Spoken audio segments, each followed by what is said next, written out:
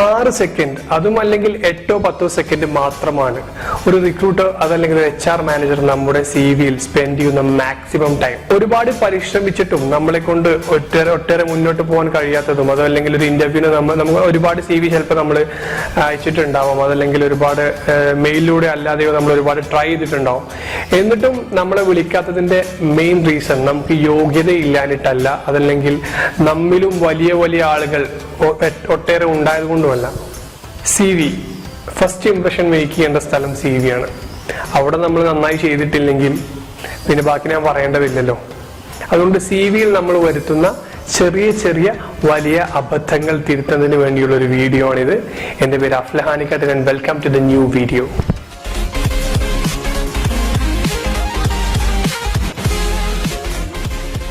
നമ്മൾ ആദ്യമായി ശ്രദ്ധിക്കേണ്ടത് CV-യോളം തന്നെ വളരെ ഇമ്പോർട്ടന്റ് ആയിട്ടുള്ള ഒരു കാര്യമാണ് ഈ കവർ ലെറ്റർ. കവർ ലെറ്റർ എന്ന് പറയുമ്പോൾ തന്നെ പലർക്കും അന്യമാണ്. നമ്മുടെ നാട്ടിൽ ഇത് വളരെ കുറച്ച് ആളുകൾ മാത്രമേ ഇത് യൂസ് ചെയ്യുന്നുള്ളൂ. അപ്പോൾ തന്നെ ശരിക്കും ഈ മെയിലൊക്കെ അല്ലെങ്കിൽ ഇമെയിൽ അല്ലെങ്കിൽ CV ഒക്കെ സ്ക്രീൻ ചെയ്യുമ്പോൾ നമുക്കൊരു കവർ ലെറ്റർ ഉണ്ടാകുമ്പോൾ അതിന്റെ ഒരു പഞ്ചൊന്ന് ആലോചിച്ച് നോക്കിയേ. എന്താണ് കവർ ലെറ്റർ?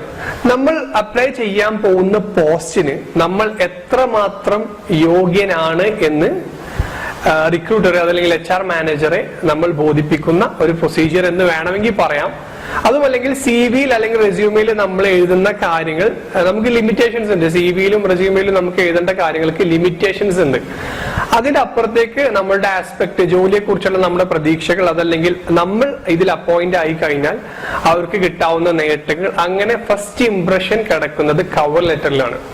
ഒരു നല്ല കവർ ലെറ്ററിലൂടെ നമുക്ക് റിക്രൂട്ടറെ അതല്ലെങ്കിൽ HR മാനേജറെ ഇംപ്രസ് ചെയ്യാൻ കഴിഞ്ഞാൽ പിന്നെ അധികം ഒന്നും നമുക്ക് ആലോചിക്കേണ്ടി വരില്ല. Will be selected. Coming to the CV, നമ്മൾ ആദ്യം ശ്രദ്ധിക്കേണ്ടത് നമ്മളെ ഏറ്റവും അപ്ഡേറ്റഡ് ആയിട്ടുള്ള ഒരു ഫോട്ടോ വെക്കുക എന്നുള്ളതാണ്. ചില ആളുകൾ ചെയ്യുന്നത് വെച്ചാൽ നമ്മുടെ മെയിലില് നമ്മൾ കോട്ടൊക്കെ ഇട്ടിട്ടുള്ള അതല്ലെങ്കിൽ വേറെ വല്ല ബ്ലേസർ ഒക്കെ ഇട്ടിട്ടുള്ള ഒരു 2014-ലെ 15-ലെ കോളേജിൽ പഠിക്കുമ്പോഴോ അതല്ലെങ്കിൽ അത് കഴിഞ്ഞെടുത്ത ഒരു ഫോട്ടോ ഉണ്ടാവും. അത് ഓരോ CV-യിലും അത് ഇങ്ങനെ മാറ്റി മാറ്റി വെക്കുന്നു എന്നല്ല, അതൊരു അപ്ഡേറ്റഡ് ഫോട്ടോ നമ്മൾ ആരും വെക്കാറില്ല, പലരും വെക്കാറില്ല. അങ്ങനെ അപ്ഡേറ്റഡ് ഫോട്ടോ വെച്ചിട്ടില്ലെങ്കിൽ കൂടെ നമ്മൾ അത് സാരമായി തന്നെ ബാധിക്കും. കാരണം നമ്മളുടെ അപ്ഡേറ്റഡ് ഫോട്ടോ, നമ്മുടെ ഇയർ, നമ്മൾ അപ്ലൈ ചെയ്യുന്ന ഇയർ, നമ്മുടെ ഏജ്, ഇതിനൊക്കെ സ്വാഭാവികമായിട്ടും നല്ലൊരു ഇമ്പോർട്ടന്റ് ആയിട്ടുള്ള റോൾ ഇതിലുണ്ട്. കാരണം ഒരു 28 അല്ലെങ്കിൽ 30 വയസ്സുള്ള ഒരാള് 22 വയസ്സുള്ള ഒരു ഫോട്ടോ അപ്ഡേറ്റ് ചെയ്ത് കഴിഞ്ഞാലുള്ള ബുദ്ധിമുട്ട് നമുക്ക് മനസ്സിലാക്കാവുന്നതല്ലേ ഉള്ളൂ. ഇത് റിക്രൂട്ടർ കണ്ടുപിടിച്ചു കഴിഞ്ഞാൽ അപ്പോൾ തന്നെ നമ്മളുടെ ഒരു ലേസിനെസ് അവിടെ തന്നെ വെളിപ്പെടും. അപ്പൊ ഇതിലും നല്ല അപ്ഡേറ്റഡ് ആയിട്ടുള്ള ഫോട്ടോ നമ്മൾ യൂസ് ചെയ്യുക എന്നുള്ളതാണ്. നമ്മൾ ഇതിൽ ശ്രദ്ധിക്കേണ്ട മറ്റൊരു കാര്യം നമ്മുടെ ഇമെയിൽ ID ആണ്. ഇമെയിൽ ID നമ്മൾ ഒരു സ്റ്റാൻഡേർഡൈസ്ഡ് ഇമെയിൽ ID ആവാൻ ശ്രദ്ധിക്കണം.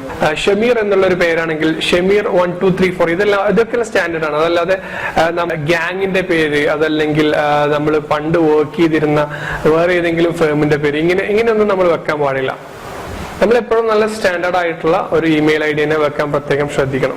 അടുത്തതായിട്ട് നമ്മൾ ശ്രദ്ധിക്കേണ്ട മറ്റൊരു കാര്യം, നമ്മുടെ കമ്പനി, നമ്മൾ അപ്ലൈ ചെയ്യുന്ന കമ്പനിയെ കുറിച്ച് നല്ല നോളജബിൾ ആയിരിക്കണം നമ്മൾ, അതല്ലെങ്കിൽ നമ്മൾ അപ്ലൈ ചെയ്യുന്ന പോസ്റ്റിനെ കുറിച്ചെങ്കിലും. കാരണം നമ്മളൊരു CV നമ്മൾ ഉണ്ടാക്കുന്നു, പിന്നെ അതുപോലെ തന്നെ നമ്മുടെ ജോബ് എക്സ്പീരിയൻസ് നമ്മൾ എഴുതുന്ന സമയത്ത് നമ്മൾ CV-യിൽ ഒരു 10-12 റെസ്പോൺസിബിലിറ്റീസ് നമ്മൾ എഴുതും. അതായത് ജോബ് എക്സ്പീരിയൻസും പിന്നെ അതുപോലെ തന്നെ നമ്മുടെ റെസ്പോൺസിബിലിറ്റീസ് എന്താന്നൊക്കെ എഴുതുമ്പോൾ കഴിഞ്ഞ ഒരു 12-13 റെസ്പോൺസിബിലിറ്റീസ് ഒക്കെ എഴുതുന്ന ആളുകളുണ്ട്. അത് എഴുതുന്നത് മോശ എന്നുള്ളതല്ല, പക്ഷെ ഇങ്ങനെ എഴുതുന്ന സമയത്ത് നമ്മൾ ശ്രദ്ധിക്കേണ്ട കാര്യം ഈ പോസ്റ്റിന് അനുയോജ്യമായിട്ടാണോ നമ്മളെ റെസ്പോൺസിബിലിറ്റീസ് ഒക്കെ നമ്മൾ സെറ്റ് ചെയ്തിട്ടുള്ളതെന്ന് ആലോചിക്കണം. പിന്നെ അടുത്തതായിട്ട് നമ്മൾ ശ്രദ്ധിക്കേണ്ടതാണ് നമ്മുടെ ഒബ്ജക്റ്റീവ്. റെസ്യൂമിൽ അല്ലെങ്കിൽ CV-യിൽ എല്ലാവരും ആദ്യം എഴുതുന്ന ഒരു കാര്യം ഈ ഒബ്ജക്റ്റീവ്സ് ആണ്. ഈ ഒബ്ജക്റ്റീവ് എന്താണ്? ഞാൻ കുറെ കണ്ടിട്ടുണ്ട് ആളുകൾ എഴുതുന്നത് to work in a good company or I can challenge my skills എന്നൊക്കെ പറഞ്ഞ് അങ്ങനെ കുറെ എഴുതും. ശരിക്കും പറഞ്ഞാൽ ഒരു വരി 2 വരി ഉണ്ടാവും. ഇത് ഒരു 50 to 80 അല്ലെങ്കിൽ വേണ്ട ഒരു 80-90% ആളുകളും ഇത് കോപ്പീഡാണ്. ഇത് കോപ്പീഡാന്ന് മാത്രമല്ല, നമ്മൾ ശ്രദ്ധിക്കേണ്ട കാര്യം, ഇങ്ങനെ ഒരുപാട് റെസ്യൂമെ അതല്ലെങ്കിൽ CV മുന്നിൽ കിടക്കുന്ന ഒരു HR-ന് ഇത് കോപ്പി അടിച്ചതാണെന്ന് മനസ്സിലാവാൻ യാതൊരു സമയവും വേണ്ട. കാരണം ഇവരിത് ഡെയിലി കാണുന്നതാണ്. അപ്പൊ ഈ ഒബ്ജക്റ്റീവ് മുതലേ നമ്മൾ കോപ്പീഡ് ആണെങ്കിൽ പിന്നെ നമ്മുടെ നേരത്തെ പറഞ്ഞ 6 സെക്കൻഡ് വേണ്ടി വരില്ല നമ്മുടെ ഒരു CV സ്ക്രീൻ ചെയ്യാൻ വേണ്ടിയിട്ട്. ഇവിടെ ചെയ്യാവുന്ന 2 കാര്യങ്ങൾ, ഒന്നെങ്കിൽ നല്ല സൂപ്പർ ആയിട്ടുള്ള ഒരു ഒബ്ജക്റ്റീവ് നമ്മളായിട്ട് തന്നെ ഉണ്ടാക്കുക, അതും അല്ലെങ്കിൽ നമുക്ക് ചെയ്യാവുന്നത് നല്ലൊരു സമ്മറി ആൻഡ് ഒബ്ജക്റ്റീവ്. സമ്മറി എന്ന് പറയുമ്പോൾ ഇതുവരെ ചെയ്ത ജോലികൾ എല്ലാം കൂട്ടിയിട്ട് ഒരു 5 or 6 ലൈനിൽ ഒരു HR മാനേജറെ ഇംപ്രസ് ചെയ്യേണ്ട രീതിയിൽ അത് എഴുതുക. 5 to 6 ലൈൻസിൽ എല്ലാം വേണം എന്ന് പറയുമ്പോൾ ഈ 6 ലൈന് ഈ HR മാനേജർ അല്ലെങ്കിൽ റിക്രൂട്ടർ വായിക്കുന്ന സമയത്ത് അദ്ദേഹം ഇംപ്രസ്ഡ് ആവണം, യെസ് ഇയാൾ നമ്മുടെ ജോബിന് ഫിറ്റ് ആണ് എന്നുള്ളത്. എന്നിട്ട് ലാസ്റ്റ് അതിന്റെ കൂടെ തന്നെ ഒരു ഒബ്ജക്റ്റീവും ആഡ് ചെയ്ത് കഴിഞ്ഞാൽ അതിൽ യാതൊരു കുഴപ്പമില്ല. കാരണം നമുക്ക് വേണ്ട കാര്യങ്ങൾ നമ്മളിവിടെ പ്രസന്റ് ചെയ്ത് കഴിഞ്ഞു, അവർക്ക് മനസ്സിലാവും നമ്മൾ ഫിറ്റ് ആണോ അല്ലേ എന്നുള്ളത്. പിന്നെ നമ്മൾ നേരത്തെ പറഞ്ഞതുപോലത്തെ വർക്ക് എക്സ്പീരിയൻസ് സ്കെഡ്യൂൾ ചെയ്യുമ്പോൾ ഈ കമ്പനി നമ്മൾ അപ്ലൈ ചെയ്യുന്ന കമ്പനി നോക്കിയിട്ട് വേണം നമ്മൾ ഈ വർക്ക് എക്സ്പീരിയൻസ് അല്ല, എക്സ്പീരിയൻസിന്റെ കൂടെ നമ്മളുടെ റെസ്പോൺസിബിലിറ്റീസ് നമ്മൾ സ്കെഡ്യൂൾ ചെയ്യും. നമ്മുടെ റെസ്പോൺസിബിലിറ്റീസ് 1, 2, 3 അങ്ങനെ 12, 15 റെസ്പോൺസിബിലിറ്റീസ് ഒക്കെ എഴുതുന്ന CVs ഉണ്ട്. ഓരോ കമ്പനിക്ക് അനുസരിച്ചിട്ട് നമ്മൾ ചേഞ്ച് ചെയ്യണം. എന്താ ചേഞ്ച് ചെയ്യേണ്ടത്? നമ്മുടെ ജോബ് പ്രൊഫൈൽ നോക്കുക, എന്താണ് നമ്മുടെ ജോബ്, അതിൽ എന്തൊക്കെ റെസ്പോൺസിബിലിറ്റീസ് ആണ് അവർ നമുക്ക് തരുന്നത്, നമ്മൾ ചെയ്യേണ്ട ആ റെസ്പോൺസിബിലിറ്റീസിന് അനുസരിച്ചിട്ട് വേണം നമ്മൾ നമ്മുടെ കഴിഞ്ഞ കമ്പനിയിലെ റെസ്പോൺസിബിലിറ്റീസ് സെറ്റ് ചെയ്യേണ്ടത്. അതിനർത്ഥം നമ്മൾ ഫേക്ക് ചെയ്യണം, കള്ളത്തനം കാണിക്കണം എന്നുള്ളതല്ല, അതിനനുസരിച്ച് നമ്മൾ പ്രയോറിറ്റൈസ് ചെയ്യണം. കാരണം നമ്മൾ ഒരു കൗണ്ടർ സ്റ്റാഫിന്റെ ഒരു പോസ്റ്റിനാണ് നമ്മൾ അല്ലെങ്കിൽ ഫ്രണ്ട് ഓഫീസ് മാനേജർ ഒരു പോസ്റ്റിനാണ് നമ്മൾ അപ്ലൈ ചെയ്യുന്നതെങ്കിൽ നമ്മൾ ഫ്രണ്ട് ഓഫീസിൽ നമുക്കുള്ള എക്സ്പീരിയൻസും റെസ്പോൺസിബിലിറ്റീസും ആദ്യം എഴുതിയിട്ട് ബാക്കിയുള്ളത് താഴെ വരുന്ന രീതിയിലായിരിക്കണം നമ്മൾ സെറ്റ് ചെയ്യേണ്ടത്. അത് വളരെ ഇമ്പോർട്ടന്റ് ആയിട്ടുള്ള കാര്യമാണ്. നമ്മൾ ഈ പറഞ്ഞതുപോലെ ഈ ഒരു 6 or 8 സെക്കൻഡിൽ ഇങ്ങനെ സ്ക്രോൾ ചെയ്യുന്ന സമയത്ത് ഇതെല്ലാമാണ് അവരുടെ മൈൻഡിൽ ക്ലിക്ക് ചെയ്യിപ്പിക്കേണ്ട കാര്യം. കാരണം യോഗ്യത ഉള്ളതും ഇല്ലാത്തതുമായിട്ടുള്ള ഒരുപാട് CVs അവിടെ മുന്നിൽ ഉണ്ടാവും എന്നുള്ള വസ്തുത എപ്പോഴും നമ്മൾ ആലോചിക്കണം. ഇനി ഹോബീസിന്റെ കാര്യം വരുമ്പോഴാണ് നമ്മൾ അടുത്ത അബദ്ധം വരുന്നത്. ചില ആൾക്കാർ ഹോബീസിൽ എഴുതുന്ന ഞാൻ കണ്ടിട്ടുണ്ട്. ട്രാവലിംഗ് ഒരു ഹോബിയാണ്, പിന്നെ അതുപോലെ തന്നെ റീഡിംഗ് ബുക്സ്, പിന്നെ അതുപോലെ തന്നെ പ്ലേയിങ് ഫുട്ബോൾ, ക്രിക്കറ്റ്, ഇതൊക്കെ ഹോബീസ് ആയിട്ട് എഴുതുന്നുണ്ട്. ഇങ്ങനൊരു ഹോബി നമ്മൾ എഴുതുമ്പോൾ നമ്മൾ ബുക്ക് വായിക്കാത്ത ഒരാളാണെങ്കിൽ അവർ നമ്മളോട് ചോദിക്കുന്ന ഒരു ക്വസ്റ്റ്യൻ ആയിരിക്കും, അവസാനമായിട്ട് വായിച്ച 3 പുസ്തകങ്ങളുടെ പേര് പറയുമ്പോൾ നമ്മൾ ആകെ നെട്ടോട്ട് ഓടുന്ന കാഴ്ച നമുക്ക് കാണേണ്ടി വരും. പിന്നെ അതുപോലെ തന്നെ ഈ റീഡിംഗ് ബുക്സ് എല്ലാം എല്ലാവരും എഴുതുന്നതായിരിക്കും. അതായത് അതൊക്കെ ഫ്രീക്വന്റ് ആയിട്ട് അവർ കാണുന്നതാണ്. പിന്നെ അത് മാത്രമല്ല, ചില സമയത്ത് നമ്മൾ ഇന്റർവ്യൂവിന് സെലക്ട് ആയി കഴിഞ്ഞാൽ വേറെ ക്വസ്റ്റ്യൻ എന്താണ്, ഇപ്പോ ഫുട്ബോളിന്റെ കാര്യം ചോദിക്കുമ്പോൾ ഫുട്ബോളിന്റെ ഒരു 8 or 10 റൂള് മറ്റുള്ളവനെ HR മാനേജറെ ടീച്ച് ചെയ്യാൻ അല്ലെങ്കിൽ പഠിപ്പിക്കാൻ നമ്മളോട് പറഞ്ഞു കഴിഞ്ഞാൽ അതൊക്കെ നമ്മൾ എങ്ങനെ ഒരു കാര്യം എക്സ്പ്ലെയിൻ ചെയ്യുന്നു എന്നതിനെ അടിസ്ഥാനമാക്കിയായിരിക്കും നമ്മുടെ മുന്നോട്ടുള്ള പോക്ക്. പിന്നെ അത് മാത്രമല്ല, ഇതിൽ കമ്മ്യൂണിക്കേഷൻ വളരെ ഇമ്പോർട്ടന്റ് ആയിട്ടുള്ള ഒരു കാര്യമാണ്.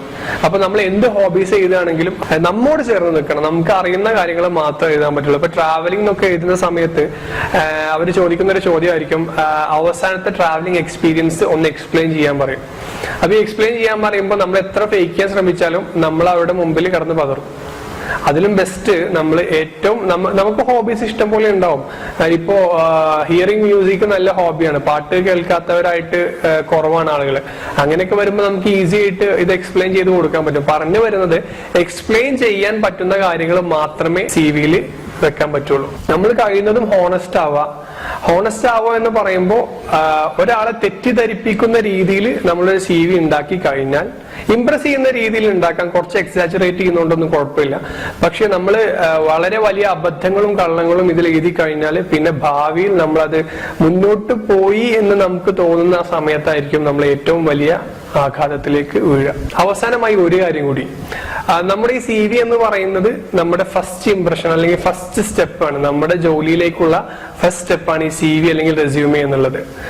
ഇത് നമ്മൾ സൂപ്പറായിട്ട് ചെയ്യുകയാണെങ്കിൽ, ഇത് നമ്മൾ ഒന്ന് മനസ്സിരുത്തി ചെയ്യുകയാണെങ്കിൽ നമുക്കിത് ഏറ്റവും നന്നായിട്ട് ചെയ്യാൻ പറ്റും. ഇവിടെ പ്രശ്നം പറ്റുന്നത് നമ്മൾ എന്തിനോ വേണ്ടി തയ്യാറാക്കി കുറെ അവിടുന്ന് കോപ്പിയും കുറെ ഇവിടുന്ന് കോപ്പിയും നമ്മളുടെ വഴിയിലും കുറെ ആഡ് ചെയ്യും. അതിനൊരു അൺപ്രൊഫഷണൽ വേയിൽ നമ്മൾ കാണുമ്പോൾ നമ്മുടെ ഫോട്ടോ ഉണ്ടാവും, നമ്മുടെ ഇമെയിൽ ഉണ്ടാവും, അതിനൊരു പ്രൊസീജിയർ ഉണ്ടാവും, ഫോർമാറ്റ് ഉണ്ടാവും, എല്ലാം കറക്റ്റ് ആയിരിക്കും.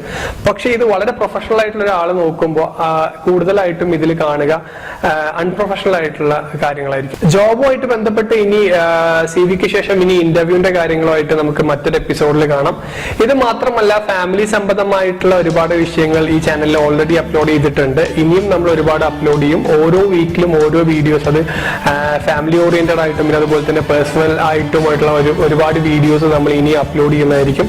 അതിനുവേണ്ടി നിങ്ങൾ ചെയ്യേണ്ടത് ഈ ചാനൽ സബ്സ്ക്രൈബ് ചെയ്യുക, അതുപോലെ തന്നെ എല്ലാ വീഡിയോസും ഷെയർ ചെയ്യുക. Thanks for watching and it's now or never.